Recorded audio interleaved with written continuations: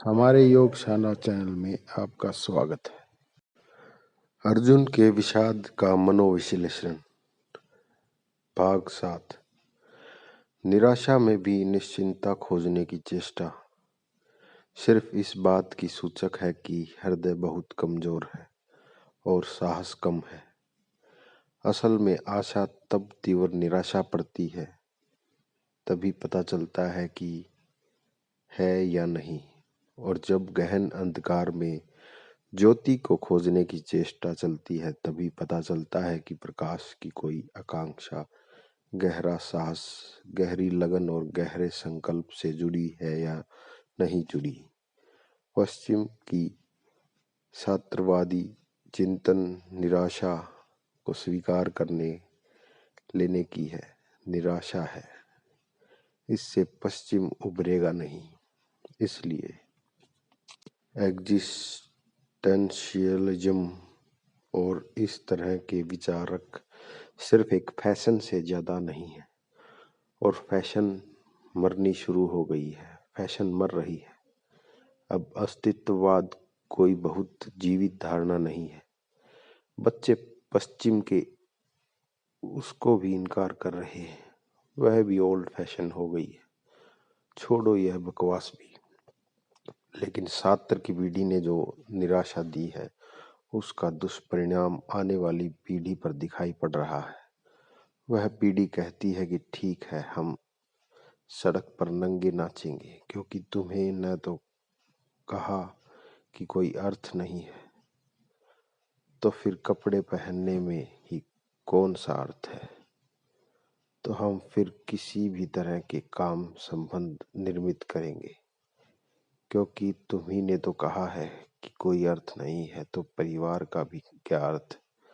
फिर हम किसी को आदर नहीं देंगे क्योंकि तुम्ही ने कहा है कि जब ईश्वर ही नहीं तो आदर का क्या अर्थ है। और हम कल की चिंता न करेंगे। आज अमेरिका और यूरोप की यूनिवर्सिटीज लड़के खाली करके भाग रहे हैं। उनसे कहते हैं उनके माँ बाप की पढ़ो, तो वे कहते हैं कि कल का क्या भरोसा। तुम्ही ने तो कहा है कि यह सब अनिश्चित है, तो पढ़ लिख कर के भी क्या होगा। और वे लड़के पूछते हैं कि हिरोशिमा में भी लड़के पढ़ रहे थे कॉलेज में, फिर एटम बम गिर गया और सब समाप्त हो गया। हम भी पढ़ेंगे। तुम एटम तैयार कर रहे हो, किस दिन गिरा दोगे कुछ पता नहीं। तो हमें जी लेने दो। जो 2-4 क्षण हमें मिले हैं हमें जी लेने दो। तो पश्चिम में जो जीवन का एक विस्तार है, टाइम में, समय में जो एक जीवन की यात्रा है, वह एकदम खंडित हो गई है।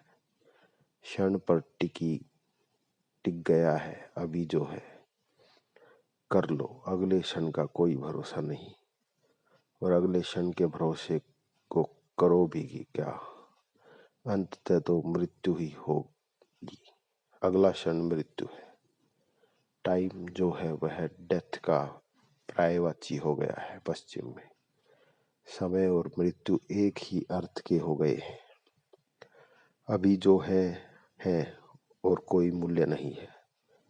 अभी एक व्यक्ति ने कई हत्याएं की और जब अदालत ने उससे पूछा तो उसने कहा क्या हर्ज है, जब सभी को मर ही जाना है तो मैंने मरने में सहायता की, और वे तो मर ही जाते, उनको मारने से मुझे थोड़ा आनंद मिला, उसके ले लेने में क्या हर्ज है। जब कोई मूल्य ही नहीं है तो ठीक है। छात्र की पीढ़ी पश्चिम को एक खोखलेपन से, एक होलोनेस से भर गई है क्योंकि उसके पास उत्तर नहीं थे, सिर्फ प्रश्न थे, और उसने प्रश्नों को ही उत्तर बता दिया। अगर अर्जुन जीत जाए तो इस मुल्क में भी होलोनेस पैदा हो जाए। अर्जुन नहीं जीता और कृष्ण जीत गए। वह एक संघर्ष था बड़ा अर्जुन और कृष्ण के बीच। अगर अर्जुन को शक सवार हो जाए और धुन सवार हो जाए गुरु होने की, और वह अपनी जिज्ञासाओं को उत्तर बना दे, और अपने प्रश्नों को उत्तर बना दे और अपने अज्ञान को ज्ञान मान ले, तो इस मुल्क में भी वही स्थिति पैदा हो जाती जो पश्चिम में अस्तित्ववादी चिंतन के कारण पैदा हुई। स्थिति वही है, लेकिन पश्चिम के पास अभी भी कृष्ण नहीं है। लेकिन इस सिचुएशन में कृष्ण पश्चिम में पैदा हो सकते हैं, और इसलिए बहुत आश्चर्य की बात नहीं है कि कृष्ण कॉन्शियसनेस जैसे आंदोलन पश्चिम के मन को पकड़ रहे हैं। कोई आश्चर्य नहीं है कि पश्चिम की सड़कों पर लड़के और लड़कियां ढोल पीट कर और कृष्ण का भजन कर रहे हैं। यह कोई आश्चर्य नहीं है, यह आकस्मिक नहीं। इस जगत में आकस्मिक कुछ भी नहीं होता। इस जगत में फूल भी खिलते हैं तो लंबे कारण होते हैं। अगर लंदन की सड़कों पर कोई हरे कृष्णा का भजन ढोल पर पीटता घूमता है तो यह आकस्मिक नहीं, यह पश्चिम के चित्त में कहीं कोई गहरी पीड़ा है। अर्जुन तो मौजूद हो गया, कृष्ण कहाँ है? प्रश्न तो खड़ा हो गया, उत्तर कहाँ है? उत्तर की तलाश है, उत्तर की तलाश पैदा हुई है। इसलिए ठीक सवाल था यह। लेकिन मैं अर्जुन को मनुष्य का प्रतीक कहता हूँ, और अर्जुन को जो ममत्व पकड़ा वह भी मनुष्य की मनुष्यता है। लेकिन नीत्शे का एक वचन आपसे कहूंगा। नीत्शे ने कहा, अभागा होगा वह दिन जिस दिन मनुष्य मनुष्य से पार होने की आकांक्षा छोड़ देगा।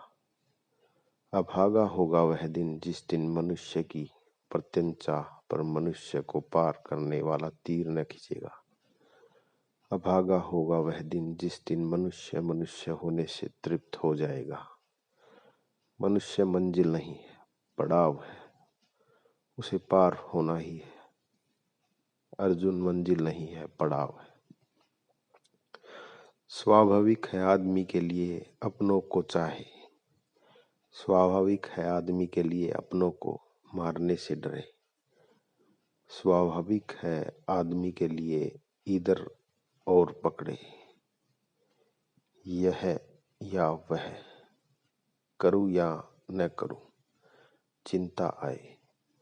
लेकिन जो मनुष्य के लिए स्वाभाविक है वह जीवन का अंत नहीं है, और मनुष्य के लिए जो स्वाभाविक है वह सिर्फ मनुष्य के लिए स्वाभाविक है। और उस स्वभाव में चिंता और पीड़ा और तनाव भी जुड़े हैं, अशांति, दुख और विक्षिप्तता भी जुड़ी है। मनुष्य के अगर हम स्वाभाविक समझे तो वह स्वाभाविकता वैसी ही है जैसे कैंसर स्वाभाविक है, टीबी स्वाभाविक है, लेकिन टीबी के स्वभाव के साथ पीड़ा भी जुड़ी है। ऐसे ही मनुष्य को अगर हम पशु की तरह देखें तो मनुष्य एक एवोल्यूशन है, एक विकास है। और अगर परमात्मा की तरफ देखें तो एक डिजीज है, एक बीमारी है। अगर हम पशु की तरफ से देखें तो मनुष्य एक विकास है, और अगर परमात्मा की तरफ से देखें तो मनुष्य एक बीमारी। यह अंग्रेजी का शब्द डिजीज बहुत अच्छा है।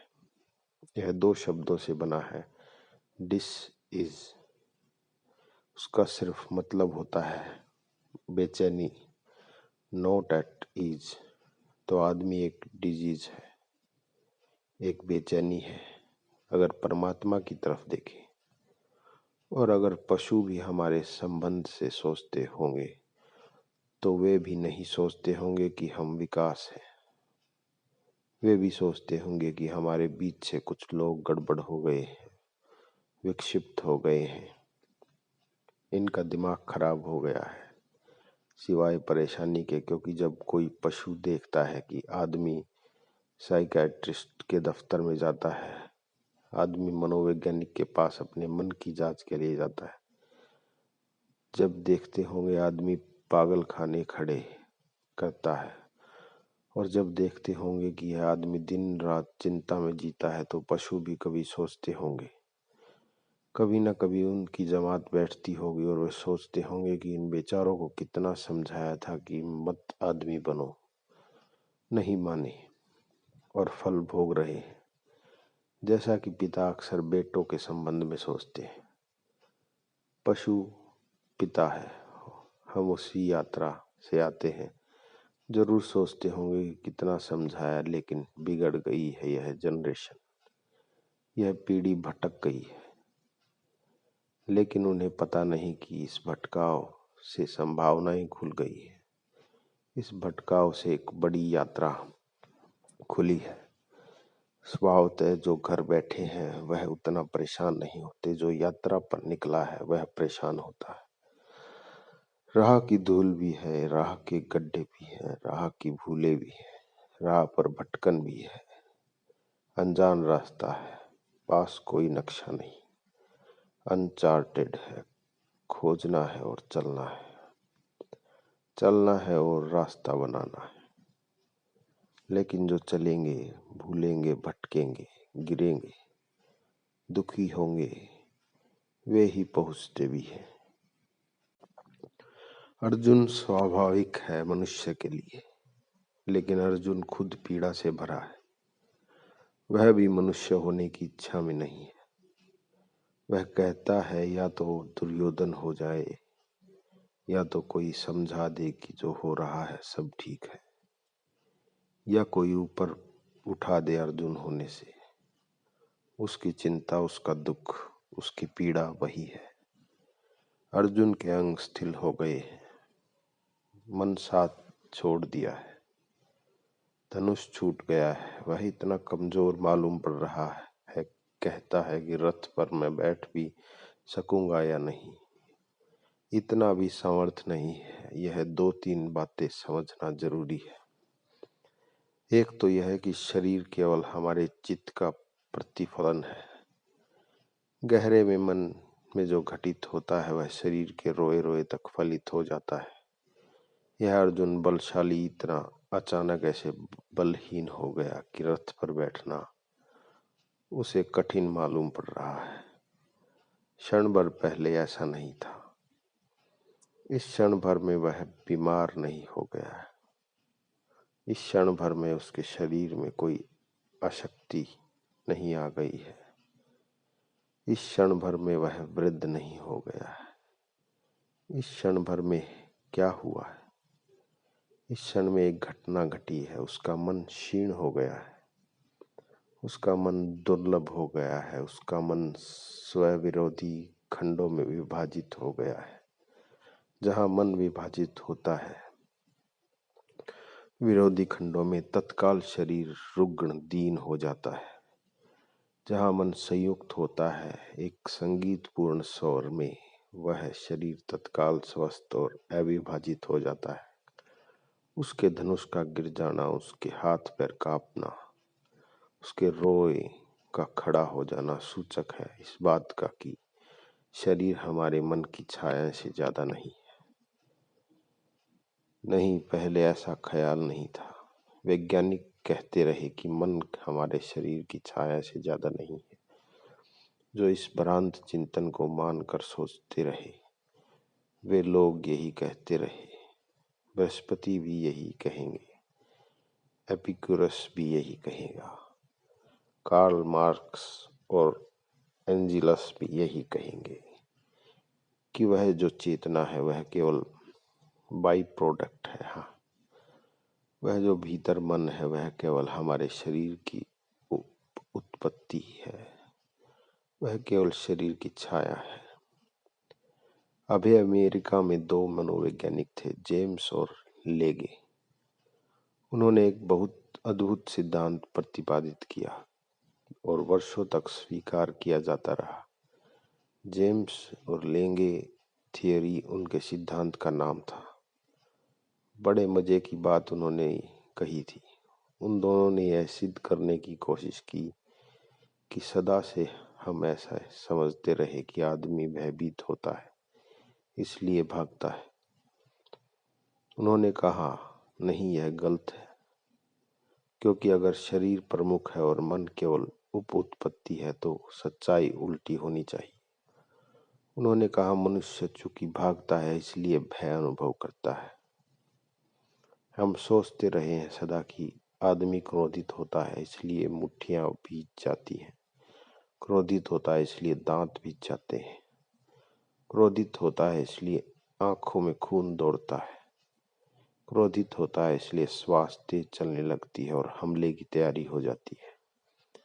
जेम्स लेगे ने कहा, गलत है यह बात, क्योंकि शरीर प्रमुख है, इसलिए घटना पहले शरीर पर घटेगी, मन में केवल प्रतिफलन होगा। मन सिर्फ एक मिरर है, एक दर्पण, इससे ज्यादा नहीं। इसलिए उन्होंने कहा कि बात उल्टी है। आदमी चूंकि मुट्ठियां भींच लेता है और आदमी चूंकि दांत कस लेता है और चूंकि शरीर में खून तेजी से दौड़ता है, श्वास तेजी से चलता है, इसलिए क्रोध पैदा होता है। फिर उन्होंने सिद्ध करने के लिए, और यह तर्क का बहुत मजेदार मामला है और तर्क कभी कभी ऐसे गलत रास्तों पर ले जाता है, वह देखने जैसा है। उन्होंने कहा, तो मैं यह कहता हूं कि एक आदमी बिना भागे हुए और बिना शरीर पर भागने का कोई प्रभाव हुए भयभीत होकर बता दे, या एक आदमी बिना आंख लाल किए मुट्ठियां बांधे दांत खींचे बीचे क्रोध करके बता दे। मुश्किल है बात, कैसे बताएगा क्रोध करके। तब उन दोनों ने कहा कि तब ठीक है, जब इसके बिना क्रोध नहीं हो सकता तो क्रोध इनका ही जोड़ है, इससे ज्यादा कुछ भी नहीं। लेकिन पता नहीं जेम्स लेंगे को किसी ने क्यों नहीं कहा कि इससे उल्टा होता है। एक अभिनेता क्रोध करके बता सकता है, आंखें लाल करके बता सकता है, दांत भींच सकता है, मुट्ठी भींच सकता है, फिर भी भीतर उसके कोई क्रोध नहीं होता। और एक अभिनेता प्रेम करके बता सकता है, और जितना अभिनेता बता सकता है उतना शायद भी कोई बता सकता है, भीतर उसके कोई प्रेम नहीं होता। यह अर्जुन जेम्स लेगे सिद्धांत के बिल्कुल विपरीत काम कर रहा है, बिल्कुल उल्टा काम कर रहा है। जेम्स लेगे इसको बिल्कुल मानने को राजी नहीं होंगे, कहेंगे बिल्कुल उल्टी बातें कर रहा है। इसे कहना चाहिए, चूंकि मेरा धनुष गिर जाता है, चूंकि मेरे रोए खड़े हो जाते हैं, चूंकि मेरा शरीर शिथिल हो जाता है, क्योंकि मेरे अंग निढाल हो जाते हैं, इसलिए हे केशव, मेरे मन में बहुत चिंता पैदा हो रही है।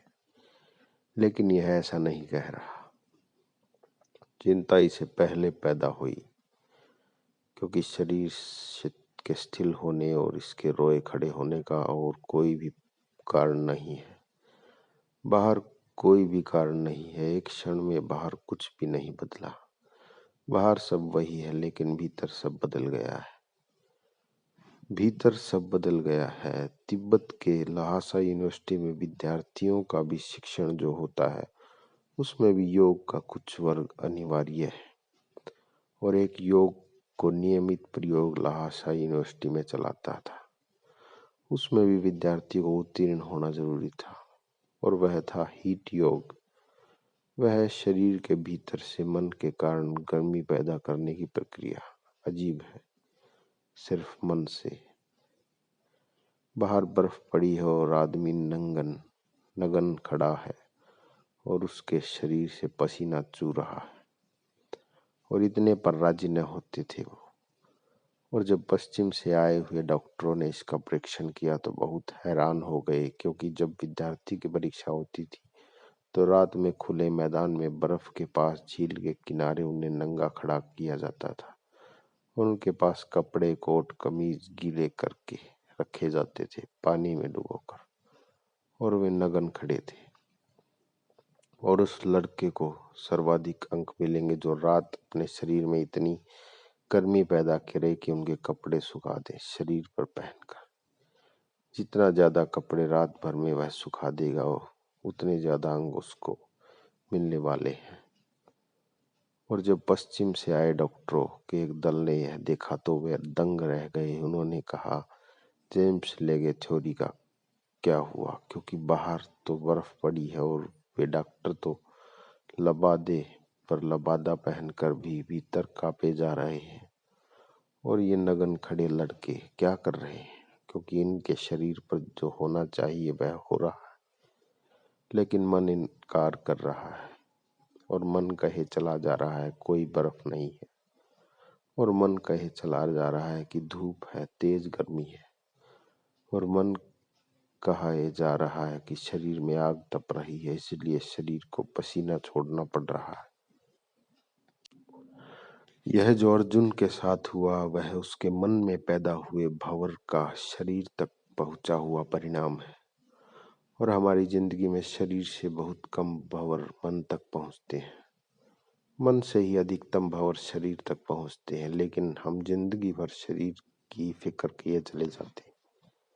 अगर कृष्ण को थोड़ी भी, जिसको तथाकथित वैज्ञानिक बुद्धि कहें, होती तो वे अर्जुन को कहते कि मालूम होता है तुम फ्लू हो गया है। अगर उन्होंने मार्क्स को पढ़ा होता तो वे कहते मालूम होता है तेरे शरीर में किसी हार्मोन्स की कोई कमी हो गई है। वे कहते तू चल और किसी जर्नल अस्पताल में भर्ती हो जा, लेकिन उन्होंने यह बिल्कुल नहीं कहा। वे स्थिरगात होते अर्जुन को कुछ और समझाने लगे, वे उसके मन को कुछ और समझाने लगे, वे उसके मन को बदलने की कोशिश करने लगे। जगत में दो ही प्रक्रियाएं हैं, या तो आदमी के शरीर को बदलने की प्रक्रिया है और या आदमी की चेतना को बदलने की प्रक्रिया है। विज्ञान आदमी के शरीर को बदलने की प्रक्रिया पर ध्यान देता है, धर्म मनुष्य की चेतना को बदलने की प्रक्रिया पर ध्यान देता है। वही भेद है, और इसलिए मैं कहता हूँ धर्म विज्ञान से ज्यादा गहरा विज्ञान है, धर्म विज्ञान से ज्यादा महान विज्ञान है। वह सुप्रीम साइंस है, वह परम विज्ञान है, क्योंकि वह केंद्र से शुरू करता है, और वैज्ञानिक बुद्धि निश्चित ही केंद्र से शुरू करेगी। परिधि पर की गई चोटें जरूरी नहीं कि केंद्र पर पहुंचे, लेकिन केंद्र पर की गई चोटें जरूर रूप से परिधि पर पहुंचती है। एक पत्ते को पहुंचाया गया नुकसान जरूर नहीं कि जड़ों तक पहुंचे, अक्सर तो नहीं पहुंचेगा, पहुंचने की कोई जरूरत नहीं, लेकिन जड़ों को पहुंचाया गया नुकसान पत्तों तक जरूर पहुंच जाएगा, पहुंचना ही पड़ेगा। पहुंचने के अतिरिक्त और कोई मार्ग नहीं है। इसलिए अर्जुन की स्थिति को देखकर कृष्ण उसे कहा से पकड़ते हैं। अगर वे शरीर से पकड़ते तो गीता फिजियोलॉजी की एक किताब होती, वह भौतिक शास्त्र होती। वे उसे चेतना से पकड़ते हैं, इसलिए गीता एक मानस शास्त्र बन गई। गीता के मनस शास्त्र बनने का प्रारंभ अर्जुन के शरीर की घटना पर कृष्ण बिल्कुल ध्यान ही नहीं देते। वे ना उसकी नाड़ी देखते, ना थर्मामीटर लगाते, वे उसकी फिक्र ही नहीं करते कि उसके शरीर को क्या हो रहा है। वे फिक्र करते कि उसकी चेतना को क्या हो रहा है। यह थोड़ा विचारणीय है। जैसा मैंने कहा, आज भी मनुष्य जाति करीब करीब अर्जुन की चेतना से ग्रस्त है। उसके शरीर पर भी वे परिणाम हो रहे हैं, लेकिन हम जो इलाज कर रहे हैं वे शरीर से शुरू करने वाले हैं। इसलिए सब इलाज हो जाते हैं और बीमार बीमार ही बना रहता है, उसकी चेतना से कोई इलाज शुरू नहीं हो पाता। यह अर्जुन कहता है मेरा मन साथ छोड़ रहा है, मैं बिल्कुल निर्वीर्य हो गया हूँ, बलहीन हो गया हूँ। बल क्या है? एक तो बल जो शरीर की मांसपेशियों मसल्स में होता है, उसमें तो कोई भी फर्क नहीं पड़ता, लेकिन इस क्षण अर्जुन को एक छोटा सा बच्चा भी धक्का दे दे तो वह गिर जाएगा। इस क्षण अर्जुन की मसल कुछ भी काम नहीं करेंगी, एक छोटा सा बच्चा उसे हरा सकता है। यह मस्कुलर ताकत कुछ अर्थ की नहीं मालूम पड़ती। एक और बल है जो संकल्प से, विल से पैदा होता है। सच तो यह है कि वही बल है जो संकल्प से पैदा होता है। वह जो संकल्प से पैदा होने वाला बल है वह बिल्कुल ही खो गया है, क्योंकि संकल्प कहाँ से आए।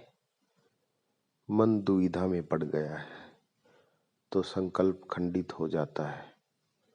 मन एकाग्र हो तो संकल्प संगठित हो जाता है। मन दुविधा में द्वंद्वग्रस्त हो जाए, कॉन्फ्लिक्ट में पड़ जाए तो संकल्प खो जाता है। हम सब भी निर्बल हैं, संकल्प नहीं है। वही संकल्प खो गया है। क्या करूं, क्या ना करूं, करना क्या उचित होगा, क्या उचित नहीं होगा, सब आधार खो गए पैर के नीचे से। अर्जुन अधर में लटका रह गया है, वह त्रिशंकु हो गया है।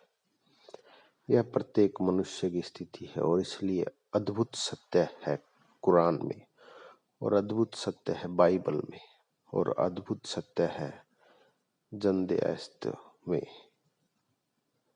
और अद्भुत सत्य है ताओ ते किंग में, और दुनिया के अनेक अनेक ग्रंथों में अद्भुत सत्य है। लेकिन गीता फिर भी विशिष्ट है, और इसका कुल कारण इतना है कि वह धर्मशास्त्र कम, मनसशास्त्र, साइकोलॉजी ज्यादा है। उसमें कोर स्टेटमेंट्स नहीं है कि ईश्वर और आत्मा है। उसमें कोई दार्शनिक वक्तव्य नहीं है, कोई दार्शनिक तर्क नहीं है।